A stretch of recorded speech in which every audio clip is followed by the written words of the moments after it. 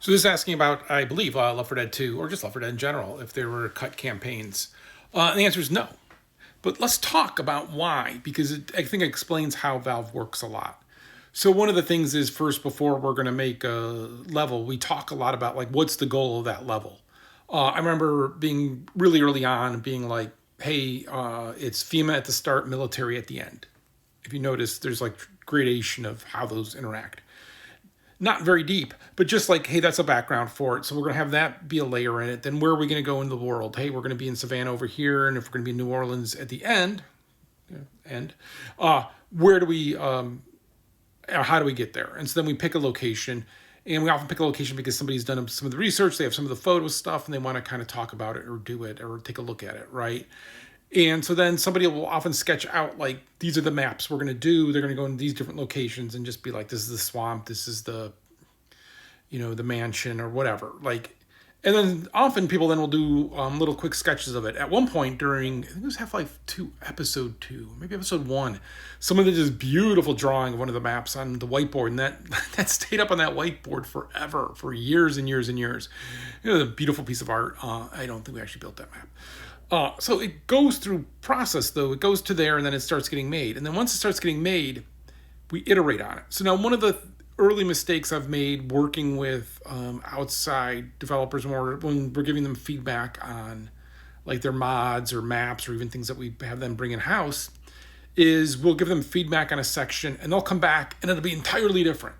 And like, no. What iteration means and why we don't throw out a lot of work here is iteration means, okay, what's working, what's not working. We build on that. We change that. We update that. So it's always moving, right? So like at the original Left 4 Dead, there was only 2 campaigns. One was city and one was country. And you had to decide like midway through which one to go to. But the problem is, the minute we played it up at Valve, 2 people would go one way, 2 people would go the other way and be like, ugh. And it's like, okay, this doesn't work. We should just make 2 separate campaigns. We have enough content for it, but it just needs to be made. And so that's how that works. So like, the very first thing made for Left 4 Dead 2 was the finale bridge in the parish, which is actually the very last thing you do in the game. But that was me and one of the artists, Randy Lundeen. He's actually, I think, the very first Valve employee, official employee. Him and I were just talking about one day, what if the finale moved instead of you moving around the finale, that you actually had to like move, which, what the bridge became. And we started working on that, and he had rough prototyped it, and we're like, oh yeah, this is really cool. But now we're going to build on it. And then how do you get here? Well, you're in the French Quarter. Like, right, you kind of backtrack all these steps. And that's how we did that. And so it ends up that you just don't wholesale throw out a lot of ideas. You kind of just keep them and keep molding them. And that's how we worked with the Anacrusis as well, right? It's the same idea of like, hey, this doesn't work, but what about this? And then it's always back and forth with the artists. And that's why you want to have your tools at that stage to be really loose and what they call wet, right? Where you can make a lot of changes really easily. And things like, people who know Hammer really well can work really quickly in Hammer. So I think, probably one of the other big changes I remember is we were going to Hawaii, and one of the guys in the team wasn't going to Hawaii because his wife was going to have a baby.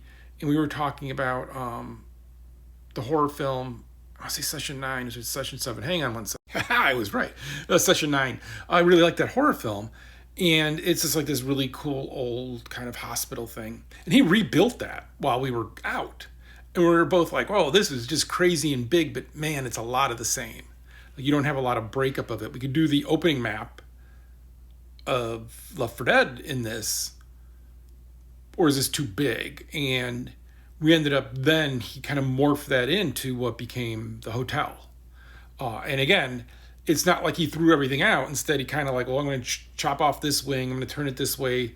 Hotels have lobbies, so the big lobby and looking up, right, and all of that. And you just iterate on that, right? And so it's just that process of iterating means you don't throw stuff away because, man, when you do that, when you throw stuff away, what happens is there's always something good. Even in like the worst map, there's always like, oh, this is a fun little part. This is a fun little thing, right?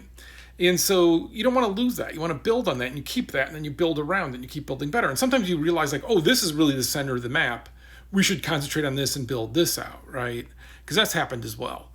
And then if you're really going to want to experiment, you make experimental little tiny maps, but you're never going to ship those. Like, right, I did in the Anacrusis of what if you had to carry a light that 2 people had to carry, and otherwise it's pure darkness. What would that be like? Like just trying a whole bunch of things like that, and everyone's gonna say, "Oh, that would have been great. You should have put that in." And you're like, it just never really felt right. Which we probably should have done more work on, maybe. I don't know. We also had a jump rope of death where you ran around with a jump rope between you and you just killed everything in between it. The problem is you're running and looking where you're going and you don't see all the coolness of what the jump rope's doing.